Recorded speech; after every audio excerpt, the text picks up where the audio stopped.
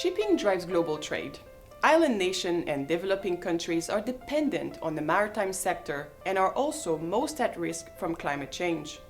Global efforts to reduce greenhouse gas emissions from shipping rely heavily on improvements in energy efficiency and increased uptake of low-carbon technologies.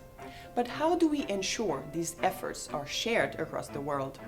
The International Maritime Organization came up with the idea of creating a network of maritime technology centers to facilitate technology uptake, build capacity, carry out pilot projects, and share their results. Thanks to a €10 million funding contribution from the European Union, the Global MTCC Network, or GMN project, was born, establishing 5 regional maritime technology cooperation centers, or MTCCs. 5 years on, these MTCCs have had significant impact and between them count hundreds of activities supporting developing regions in their move towards maritime decarbonization. These success stories are shining examples of how global projects through regional centers can help individual countries' ports and shipping sectors improve energy efficiency and drive forward the changes needed to decarbonize shipping.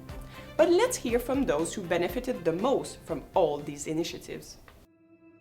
In Africa, energy audits provided a baseline study on port pollution levels for the port of Mombasa and other ports in the region. Partnership between MTCC Africa and Kenya Ports Authority has resulted in a lot of saving in terms of GHG gases and energy consumption.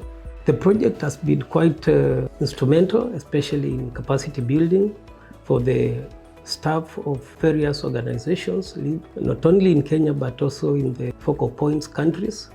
Another key initiative was to assess the level of greenhouse gas emissions from ships servicing African routes through a voluntary data collection and reporting mechanism.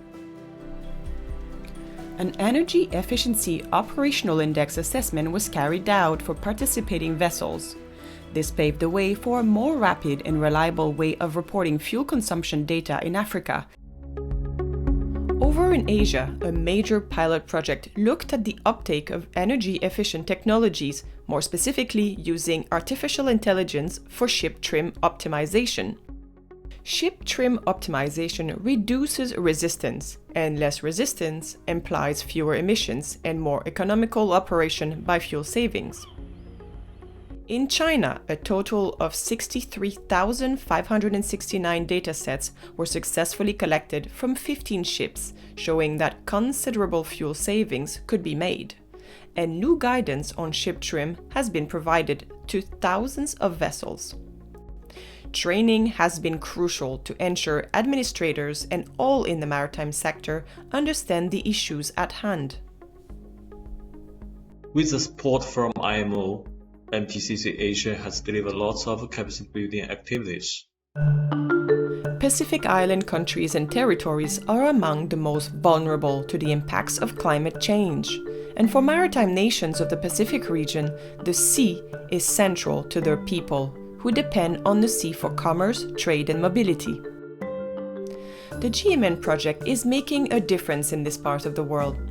Innovative, environmentally sustainable solutions that benefit the people in the region was at the core of the solar power pilot project.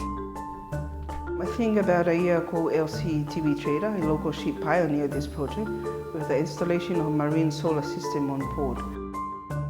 Within 3 months of installation of solar panels on domestic vessels, greenhouse gas emissions were reduced by 87% at port or anchorage, with an overall greenhouse gas emission reduction of 58%, taking the voyage into account.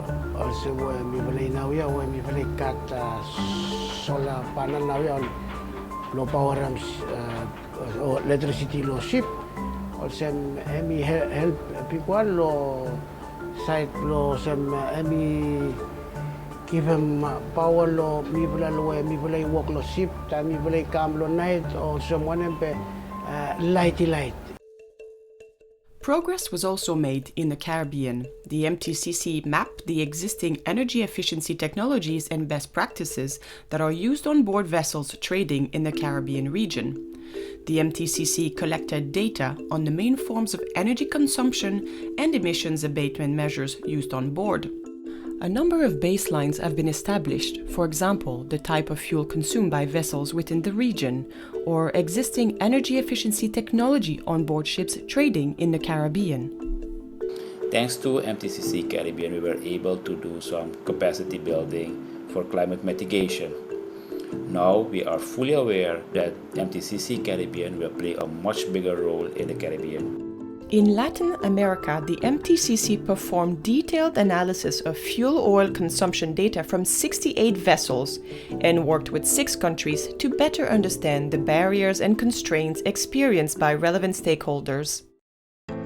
After 5 years, the GMN project has established maritime centers with strong regional networks and technical expertise in the field of maritime energy efficiency.